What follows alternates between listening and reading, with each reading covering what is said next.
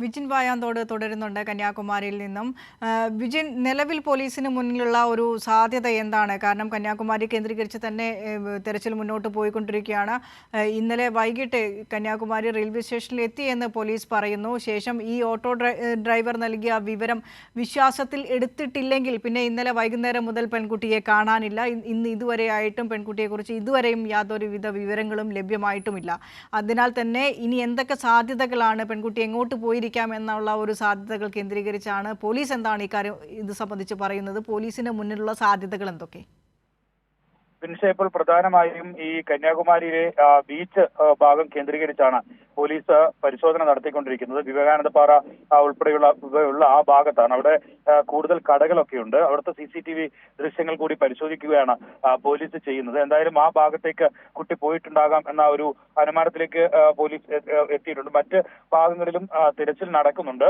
CCTV ദൃശ്യങ്ങൾ ഉൾപ്പെടെ മറ്റൊരു സംഘം പരിശോധന നടത്തുകയും ചെയ്യുന്നുണ്ട്.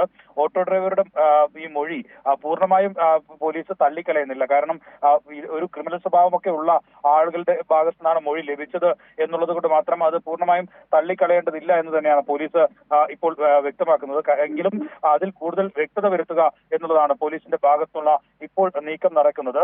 എന്തായാലും കുട്ടിയെ എത്രയും പെട്ടെന്ന് ഈ പരിസരങ്ങളിൽ നിന്ന് തന്നെ കണ്ടെത്താൻ കഴിയും എന്നാണ് നിലവിൽ പോലീസ് കരുതുന്നത്. കാരണം മറ്റൊരു ഭാഗത്തേക്ക് പോയിട്ടുണ്ടാകാനുള്ള സാധ്യതയില്ല. നേരത്തെ കുറച്ചു മുമ്പ് ഈ സഹോദരനുമായി പോലീസ് ബന്ധപ്പെട്ടിരുന്നു. സഹോദരൻ പറയുന്നത് അയാൾ ബാംഗ്ലൂരിലാണുള്ളത്, കുട്ടി തന്നെ ബന്ധപ്പെട്ടിട്ടില്ല എന്ന കാര്യമാണ് നിലവിൽ സഹോദരൻ പറയുന്നത് എന്നാണ് പോലീസിന്റെ ഭാഗത്തു നിന്ന് ലഭിക്കുന്ന വിവരം. എന്തായാലും അതുകൊണ്ട് തന്നെ മറ്റൊരു ഭാഗത്തേക്ക് കൂടുതൽ പരിചയമൊന്നും ഇല്ലാത്ത കുട്ടിയായതുകൊണ്ട് തന്നെ 13 വയസ്സ് മാത്രമുള്ള കുട്ടിയാണ്. അതുകൊണ്ട് തന്നെ ഏതെങ്കിലും തരത്തിലുള്ള ഒരു തീരുമാനത്തിന്റെ ഭാഗമായി മറ്റേതെങ്കിലും ഭാഗത്തേക്ക് കുട്ടി പോകാനുള്ള സാധ്യത നിലവിൽ ഇല്ല എന്നുള്ളത് തന്നെയാണ് പോലീസ് വ്യക്തമാക്കുന്നത്. എങ്കിലും ഏതെങ്കിലും രീതിയിൽ മറ്റേതെങ്കിലും ട്രെയിനിലോ വാഹനത്തിലോ കയറി മറ്റേതെങ്കിലും ഭാഗത്തേക്ക് പോയിട്ടുണ്ടോ എന്ന പരിശോധനയും അത്തരത്തിലുള്ള ഒരു അന്വേഷണവും വ്യക്തമാണ്.